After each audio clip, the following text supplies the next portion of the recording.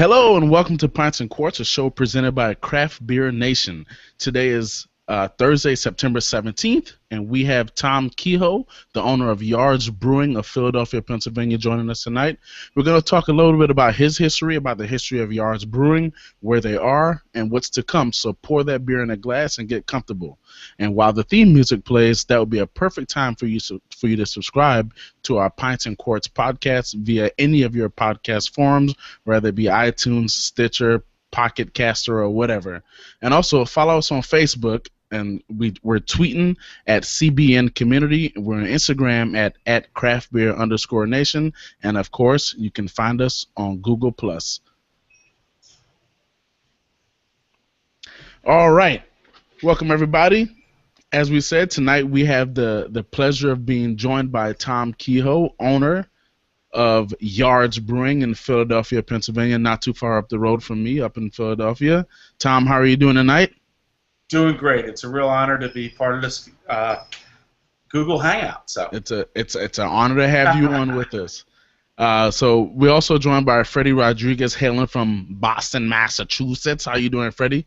Doing great, guys. How's everyone doing? Pretty good. Lola joining us from Jacksonville, Florida, North Florida / South Georgia / South Alabama. All right. Slash country. How are you, Lola? I'm doing great. How about you, Randy? I have absolutely no complaints. So, Tom, let's just jump right into it, man. Tell us a little bit about you and how you got into brewing. Well, the truth of the matter is I actually started brewing beer in my dorm room. Then the next thing you know, I'm working for a brewery and finding out that this is what I want to do with the rest of my life, and it kind of started right there. So nice. So just like a lot of breweries in the country that were started by the brewer, you have roots in home brewing. Absolutely, yes. So are you allowed to say what brewery that was that you initially started working for, or? Sure, yeah. It was the British Brewing Company in Glen Burnie, Maryland. Okay. So do they still exist, or are they now defunct? They're now defunct, yes. Okay. Because you left. They couldn't go on. They went on for a few years after I left. Yes, they limped. They limped along. Yes, they did. So you get a job with these guys. You're brewing, and you realize you're like, I have friends who have actual jobs, and I don't want to do that. I want to work in a brewery. And then fast forward how many years to the inception of Yards? It was really close to 4 years. Okay. Yeah, it really was. We needed to get real jobs to make money at some point, and got the odd jobs, always with that in mind that I was going to do a craft brewery. I was going to start making my own beer and putting it out there.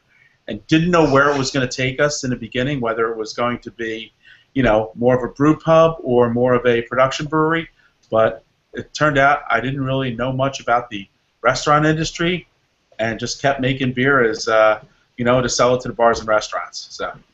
So was it always just you, or did you initially have a partner? Or Yeah, it was initially a guy I went to college with, and we were both, doing stuff at British Brewing Company, and we just sort of kept growing, kept making home brew, and kept our hand in the fire in a sense, and eventually one day we just said we got to go for it. We got to buy some equipment, find a place to brew, and start. And with the idea that this would show people that we can brew, and that we can make beer and make a go at it. And that was almost 21 years ago. Oh, so, wow. Yeah, so we'll be 21 the end of October. So you can drink. Yes, exactly. Your brewery can drink. It'll be legal to drink its own beer. You have to have a big party then. We've been doing little things all around, because, it's funny. I always think about that party, that 20th year party, things like that. It's a big pat on the back. That's not what it's about. It's about, getting beer out there and, just doing better at what you're doing. It's a way of life. Yeah. It is. A lot of people talk about, especially when it comes to craft beer, that class of '89. What I mean? But I mean, you weren't far off of their heels, man. No. Relatively speaking, you can be, especially on the East Coast. You can be considered one of the craft beer pioneers as well. Yeah. We consider ourselves like that class of '85. There's a bunch of breweries right in the Philadelphia area that were all that. Yards, Dogfish Head, Flying Fish was just around the corner. Iron Hill was just starting. Victory was '96, just after us. So we have a nice tight group that has stuck with it and really pushed on. Yeah, it's a lot of just in that area. Some of the breweries that you named just now, without question, you guys, these aren't like barely making it breweries. No, these are stalwarts in the industry, man. Yeah. So that's definitely a good company to be a part of. Yeah, we lost some that were right in that same area, but at the same time, that might have been just, how it goes. It's attrition, man. It's inevitable. Yeah. People, and we've spoken about this on this show before, and I know I sound like a broken record, but I don't care.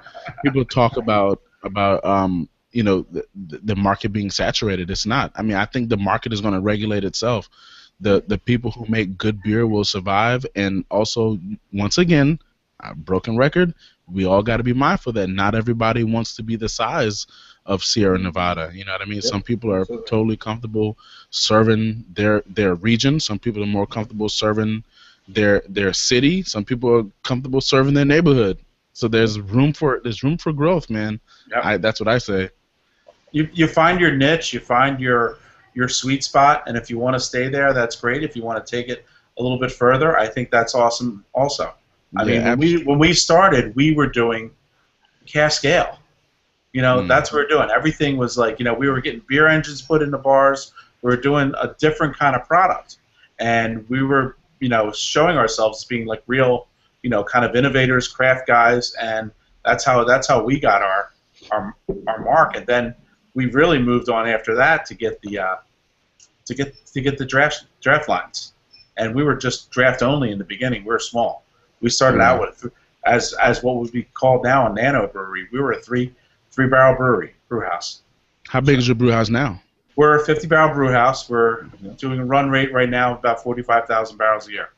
So are you projected to do 45,000 this year, or was that 2014? We'll probably do somewhere. I guess we'll finish this year up probably around 44, right in that area. But we're running right now as if we did this pace all the way through, it'd be 45. Okay. So a little bit slower in the end of the year, but getting faster now. I think last year we ended up with 38,000 barrels.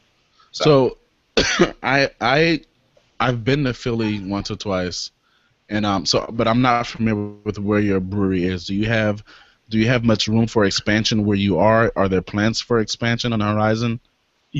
There are plans for expansion. We're going to get in all the tanks that this place can hold by January of this year. We're getting 2 in October, 4 more in January, and we're going to be maxed out here. Okay. So that's a total of 5 200-barrel fermenters and 1 200-barrel bright tank. And so we're going to be pushing the envelope of this facility. We have we're landlocked. We're kind of a city brewery, so we don't have really much outdoor space. Yep. But we have a couple buildings north of us. If we can do something with that would be awesome. If not, we're going to probably look to keep expanding, because I think part of our plan is we want to expand for the benefit of the people that are involved in the brewery, the stakeholders, the employees. If we grow, they grow with the company. It's like people are always leaving breweries because they're hitting their ceiling because there's people in front of them. But if we keep expanding and keep growing, that means they can grow, and it's actually not like people aren't above them.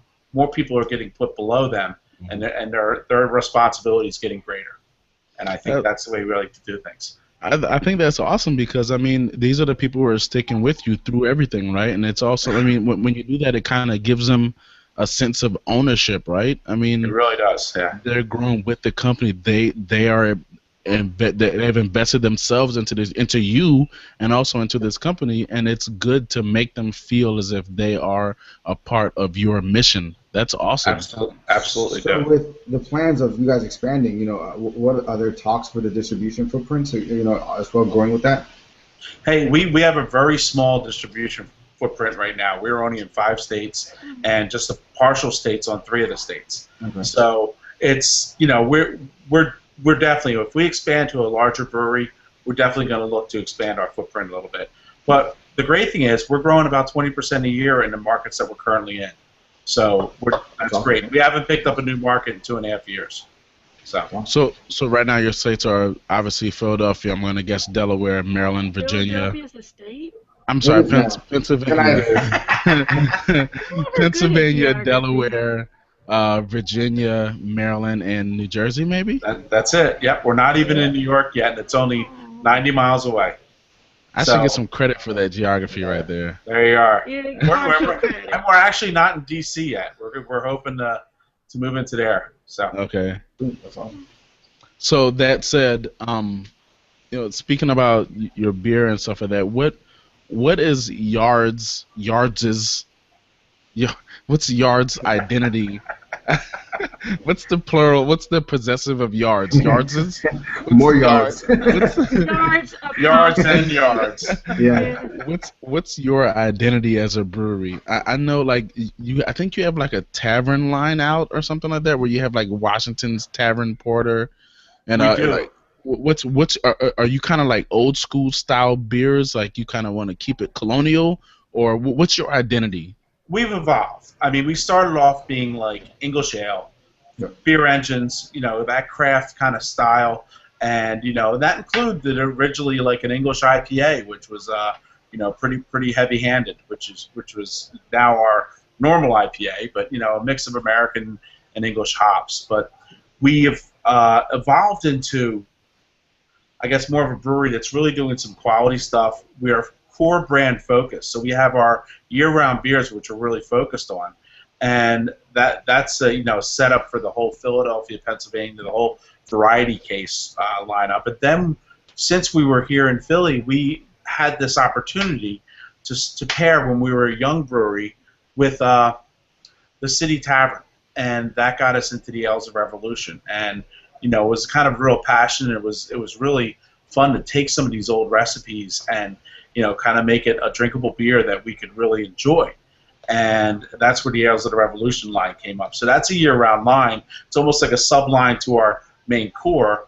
And right now we're developing a sessionable seasonal program, one for 3 months at a time. And then we have more of an extreme program we're going to be doing in 4-packs. So I don't know why, but I thought you were about to say a sessionable barley wine. I was like, wait. I don't know why I thought that.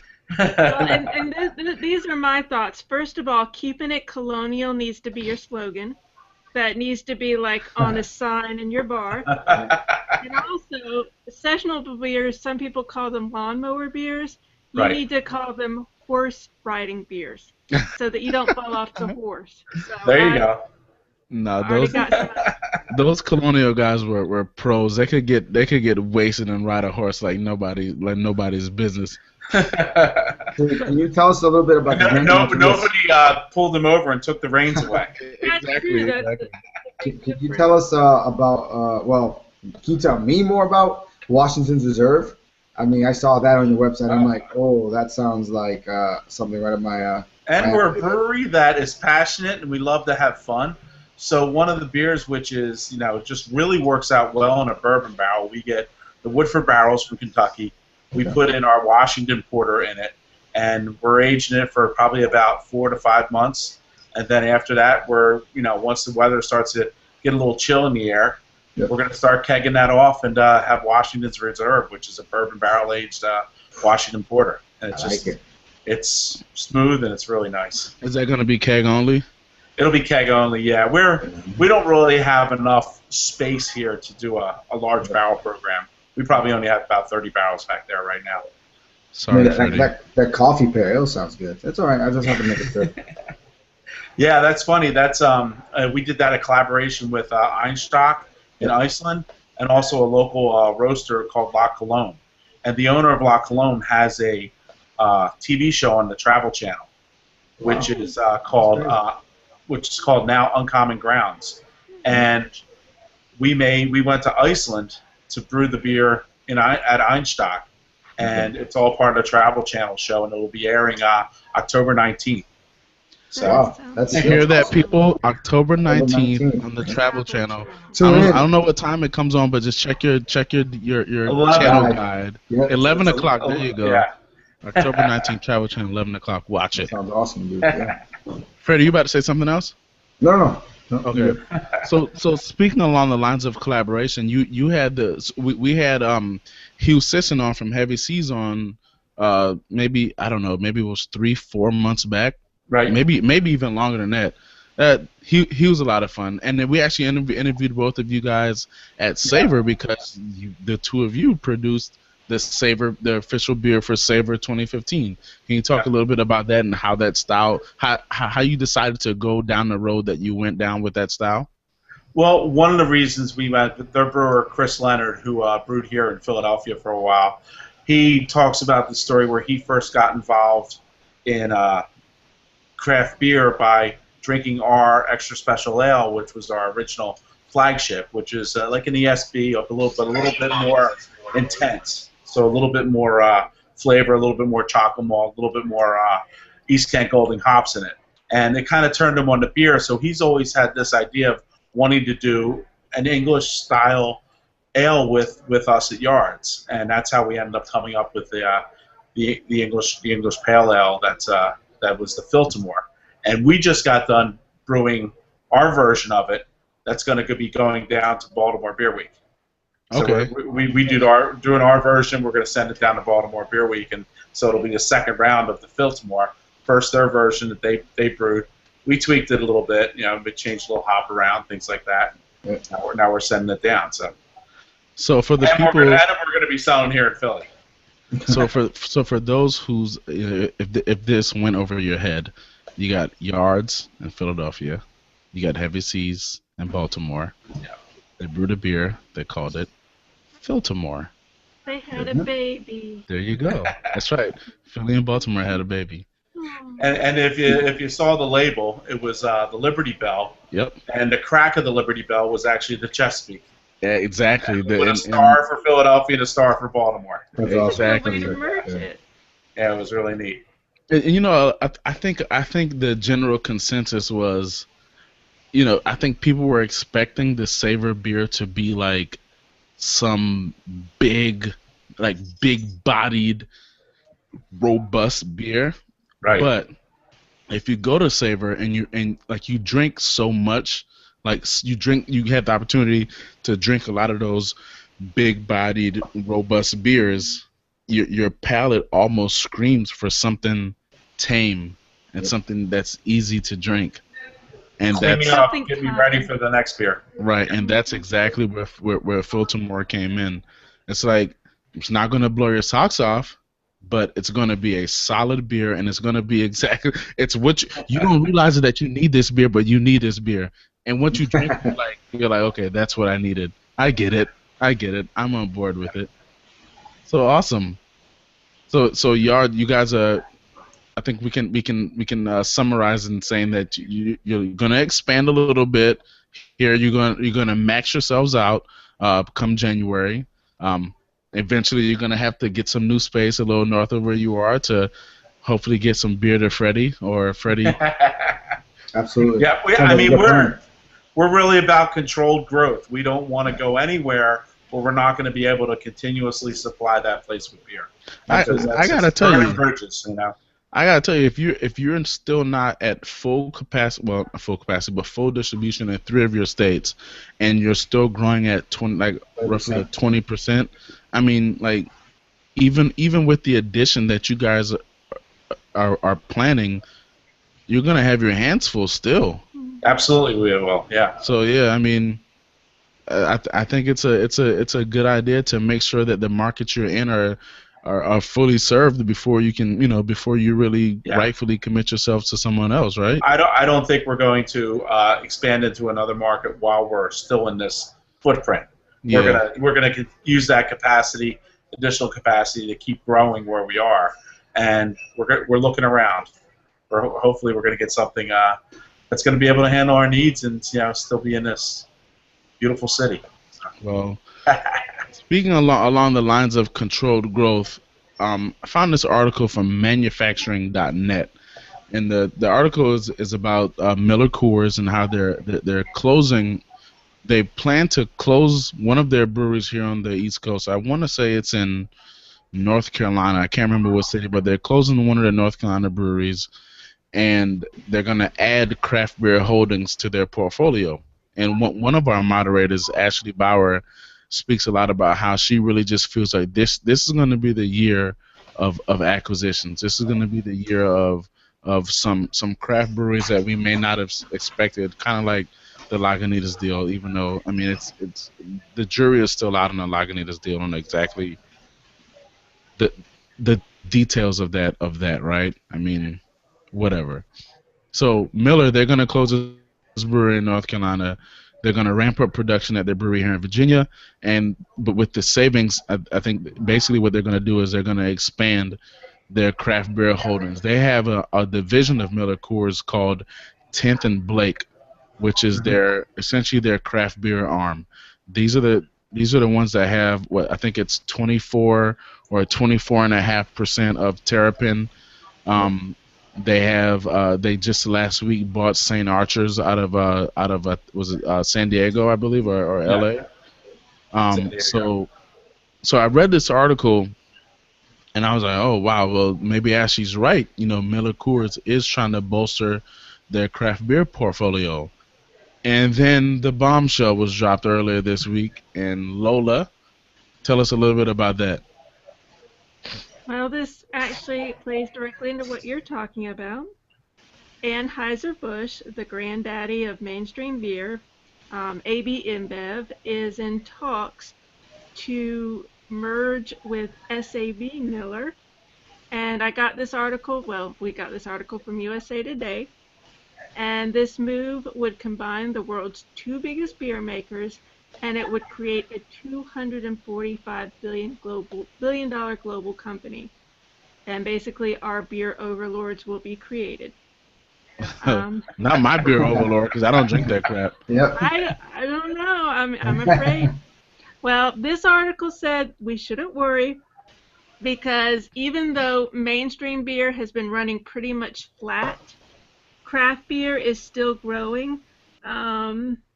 They say mainstream beer has been running flat, but I would argue that mainstream beer has probably been maybe on the decline, which is why they're making such an effort to acquire craft breweries, in my professional opinion. Well, and you're right. This actually says the overall volume of beer sales is projected to be down 0.4% in the second quarter, so that's counting everybody. But the craft beer segment is going to jump 11.1%. So our section is still going up. So that shows you how much mainstream beer is hurting. And you were talking about Miller Coors. Now this starts to get a little complicated for me, but one of the things this could do is SAB Miller holds a 58% stake in Miller Coors. And if this happens, the Denver-based company that owns the rest of Miller Coors has the right to increase its stake in Miller Coors if SAB Miller is taken over. So this is going to... Go ahead, Lola, go ahead. Well, I was going to say, if this happens, this will also allow Miller Coors to expand and be taken over more by this other company. So it's going to be basically growth with these companies all around. Tom, you look like you got something you want to say.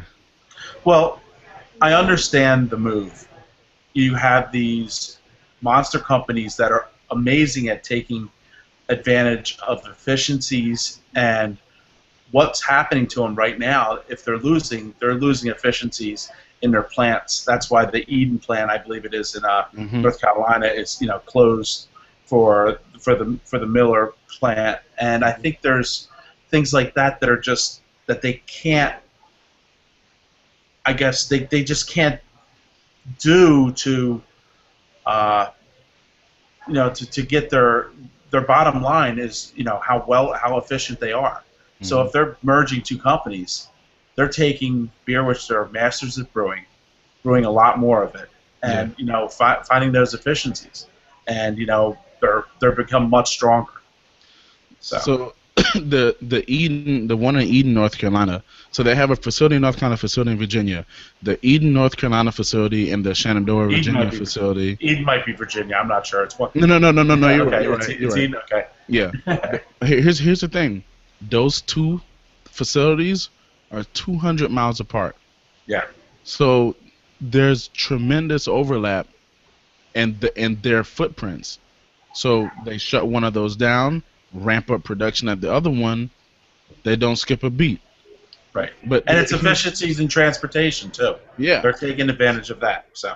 And to kind of go on Lola's article, I remember I'm gonna go ahead and call it 3 years ago when I believe Anheuser-Busch tried to buy Grupo Modelo, and which is the owner of like Corona and Dos Equis and all that stuff, and they I think the Justice Department shot it down, and then eventually the Justice Department approved it, but I think Anheuser-Busch had to sell off a lot of their, or at least separate themselves from a lot of their brands that were within the states.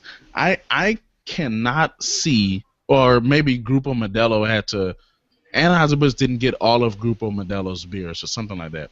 They weren't able to convert into the distribution part of Anheuser-Busch. Okay. They had to stay separate as far as distribution rights and things like that. Okay. What I understand. Yeah. I cannot see the Justice Department approving this because we have laws in this country that prevent the formation of monopolies. And monopolies, I mean, I don't know the exact percentages, but I'm pretty sure that if Anheuser-Busch and SAB Miller combine, along with the Miller Coors part of SAB Miller, that's going to be well over 70% market share in America. Says 70%. Yeah. So there's no that cannot happen unless they do something that they along the lines of what they made Anheuser-Busch do when they had the Grupo Modelo deal. They're gonna have. I mean, it'll be illegal. It'll essentially. But has that stopped businesses before? I mean, the law is the law, though. Yeah. Hopefully they don't get around the law. Think about it. They're trying to increase efficiencies, period, because whether they want to admit it or not, they're scared. If you think of, go ahead, Tom. There is a buffer because mostly Miller Coors and Anheuser-Busch are separate wholesalers which directly affect the people. So if they mandate that they have to stay separate and not go through the same wholesaling distributor, then there might be a chance for some sort of a competition between, even though it's all made by the same brewery, the brands out there are actually competing with each other. Right. So there's a chance it could go through because of something like that, where they might mandate the way they did that with the Modelo, because they weren't able to put it the same distribution, the same house as Anheuser-Busch. Okay. So I think there could be something like that. There's a precedent already being set with that. But what does that mean for us? In my opinion, I don't think it means much. I mean, if you think about what Lola just said about beer sales, if beer sales as a whole has been stagnant, however, craft beer sales have been increasing, that means that the big guys are losing market share. That's why you see things like unprovoked attacks in Super Bowl commercials, like these guys spending millions of dollars for 30 seconds or a minute to attack the very people they just acquired. Yeah. Right? But the other thing is they're still making more money because what craft beer has done, because of our inefficiencies, we charge a lot more for our beer than Miller Coors and AB.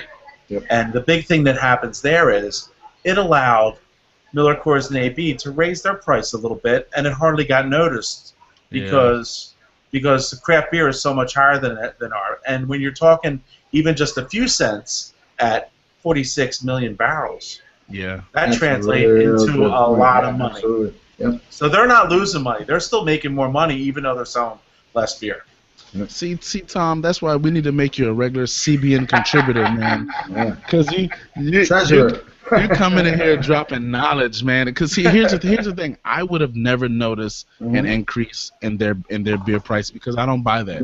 Right. I am a firm believer in voting with my dollar. Right. Yep. So and that's why I don't knowingly, because they're crafty.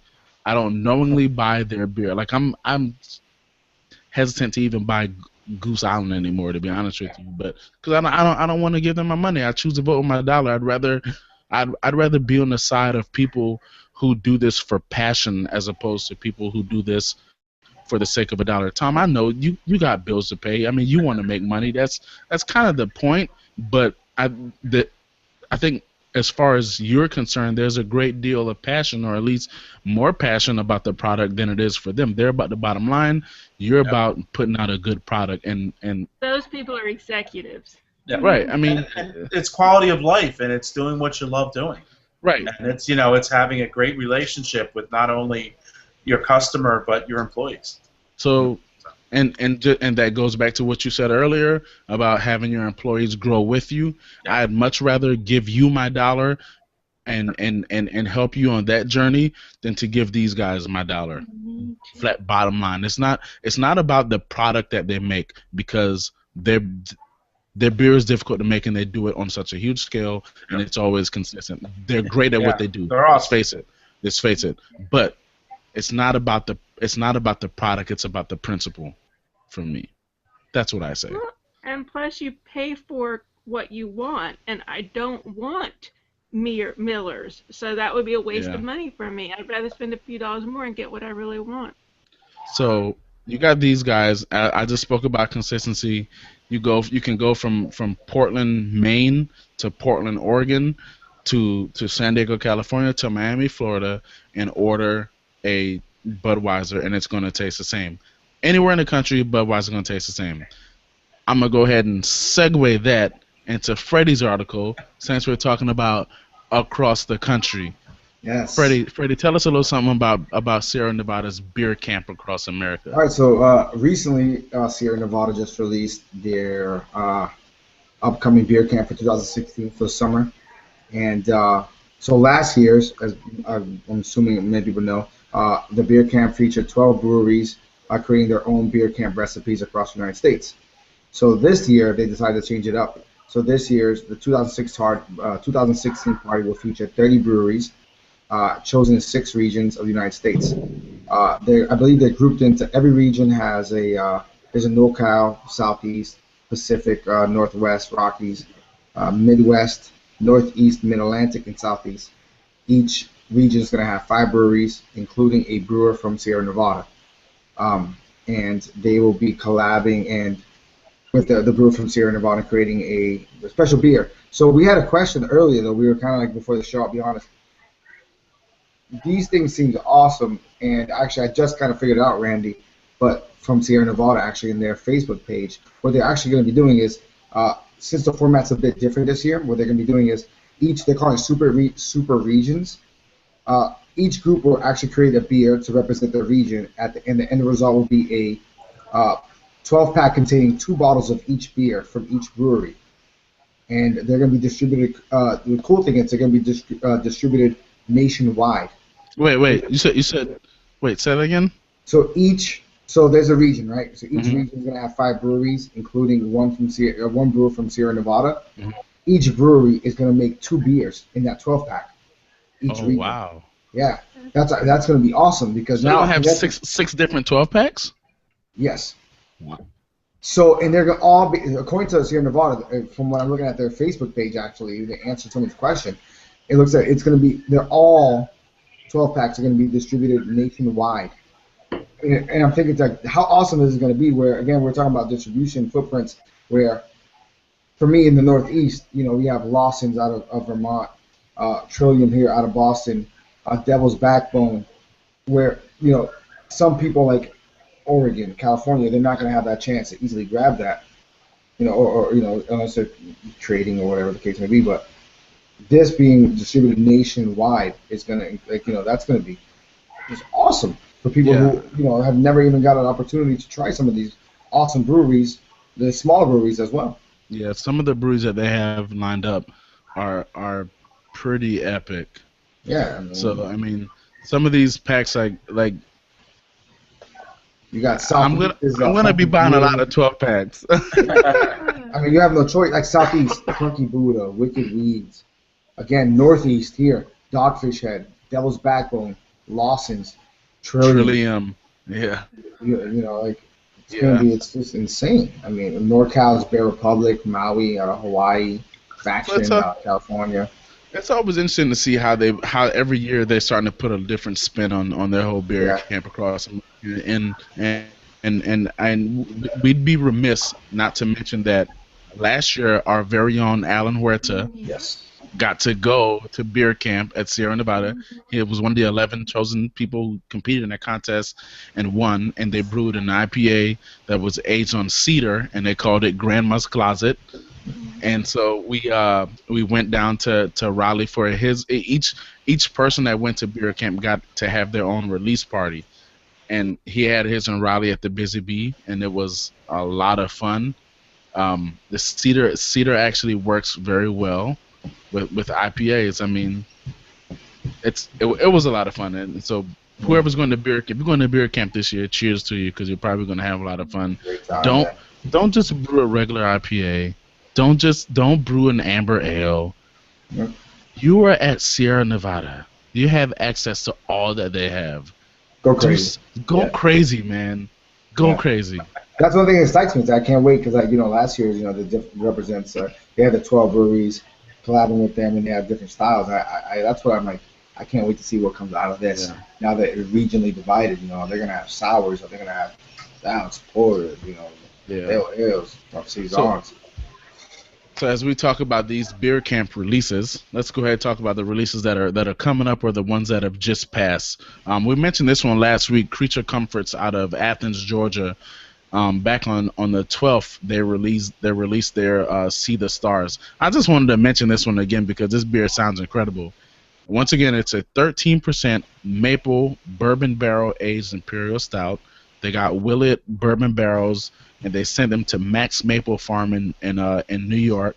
They filled them in maple syrup. After 4 months, they drained the syrup out, sent the barrels back down to Creature Comforts, and they pumped their imperial stout into it. So this is going to be, I imagine it's probably very CBS-esque, right? So that was released on the 12th. Wicked Weed, they have their, I'm going to say this wrong, Akashibalba, Jakshibala, Xibalba, whatever.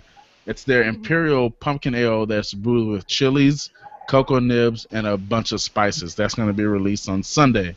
That sounds incredible. Yeah. They make good beer anyway. Lancaster Brewing out of Lancaster, PA. Their Oktoberfest was released last week. I'm sure, Tom, you're a little familiar with those guys. Yep.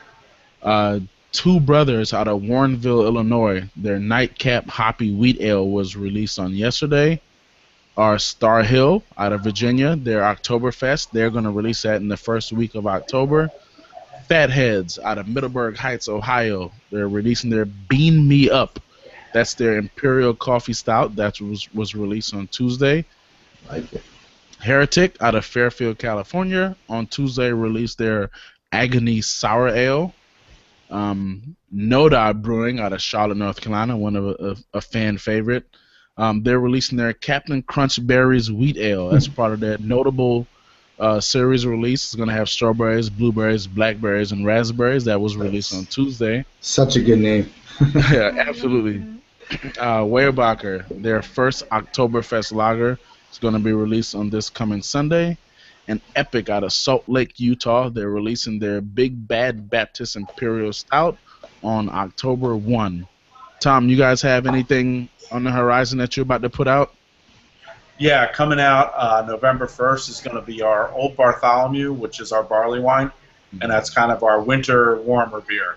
So it's about a 10.8% barley wine, all English, all Maris Otter. It's just a single malt beer, and it's just it's a beautiful beer to warm up with. Is that going to make its way down to Virginia? It definitely will. Yes. Okay. I love barley wines, But even I love English style bottled wines. I'm not a big fan of American bottled wines. I love the English style bottled wines, so I'm definitely going to make it a point to try to find that. Old Bartholomew coming out in November. Yep. All right. Festivals. We mentioned this one last week. This is coming up on September 26th over just northeast of San Diego in Valley Center, California. They're having their Hop Heads and Dreads Festival. So we can expect some beer and we can expect some good reggae music. Cola Town Oktoberfest at River Rat Brewery, which is down in Columbia, South Carolina. I've been there. That's going down on Saturday, so check it out if you're in the area. Brewgrass in Asheville, North Carolina as well. It's going to happen on Saturday as well, so check them out. Flower Town Funky Firkin Fest. Say that 3 times fast. That's part of Charleston Craft Beer Week down in Charleston, South Carolina, happening on Saturday as well. And there's one going on in Denver on the 24th through the 26th. It's a small, you probably never heard of it, Great American Beer Festival. Don't bother with that one. Just kidding. Probably the biggest craft beer festival in this country. Well, it is the biggest craft beer festival in this country. Tom, are you guys going to be there? Yes, we're definitely going to be there. I'm going to be getting out there a little early. I'm going to be doing some judging, and it's going to be a great time. You need a wingman? Because I can take leave. And lastly, Denizens of Brewing. We actually interviewed them on the Saturday of Savor Weekend. We went to the brewery and broadcasted live from there. They're up in Silver Spring, Maryland. Their Sour Beer Fest. It's called Make It Funky. That's going to be on October 3rd. So we're going to be mentioning that one probably for another week or so. So those are our festivals that are coming up. Tom, you guys have any festivals in your area that you're going to be participating in, or? Well, it's not really a festival. We have on October 4th on Sunday an event here at the brewery called the Pink Affair. P-Y-N-K. It's actually one of our beers that we have a breast cancer tie. Yeah. It's a big day of fundraising. We're going to have some bands, and it's going to be a lot of fun. So that's we just had our Smoke 'em if you got 'em Smoke Beer Festival last Sunday. This is going to be at Yards? This is going to be at Yards, yes. Yeah, I'm putting that on our schedule right now, so I want to make sure we mention that one and this is October what? October 4th. October 4th. Make sure we mention that because we want to breast cancer sucks. Cancer sucks, period. So it's the day the Eagles play the Redskins, just in case we have a little rivalry going on. Not for me. Now I am a college football fan. I don't know if you can see that right there. I'm a Gamecock, so no rivalry business here. Okay. I'm Team Tom on this one, buddy. All right. I'm Team Beer, so I'll be where the good beer is. All right. So Pink Affair at Yards Brewery in Philly, Pennsylvania, October 4th. That's a festival with festival-ish with a great cause. I imagine part of proceeds are going toward breast cancer. Yeah, Tiana Foundation, which is who we partner with for breast cancer awareness, and we also give $1 for every case of pink that we sell. So last year we raised $13,000 for them. First year we did it, we raised $5. So hopefully this year it'll be a lot bigger. Right on, man. Let's double it. Let's call it $26K right now. Awesome. If we can't get to Philadelphia, is there anything we can order on your site that would go to the cause? I don't know if anybody's thought about that, but you know what? I'm going to get on that first thing tomorrow morning. There you go. I noticed you have a pink shirt on here. You have a shirt that says PYNK. Yes. I don't know if the shirt's... Yeah, and that's the pink beer. Yeah. And I don't know if... And it's also the shirt that I'm wearing, because pigs are pink. So. So yeah, I don't know if the merch is part of it, but it should be. So I'll find out. Because I love and if it isn't, I'll make sure it is. Absolutely. That's cool. Well, Tom, man, I gotta tell you, it's been a pleasure, man. We enjoyed having you on. This has been great. Yeah. I am definitely going to be on the lookout for Old Bartholomew. I imagine I have to pick up a couple extra bottles for some people. But once again, thank you so much for your time, man. We know you're busy. We know you got a lot going on, being the owner of a brewery and all. So we thank you for carving out some time to spend with us and Sure. Let us ask you a few questions. Thanks a lot. Cheers to you. Absolutely. It was great. Thank you, guys. It was so much fun. Thank you. So that wraps it up. Next week, please be sure to join us as we are going to be talking to Yeppy from Evil Twin. So that show should garner a lot of interest just because a lot of people like Evil Twin. So be sure to join us next week, 9:30 on Thursday, where we'll have Evil Twin. Tom, Yards Brewing, thank you so much for joining us tonight. It's great. Thank you, everybody. Cheers. Hey, you guys, man. It's been great.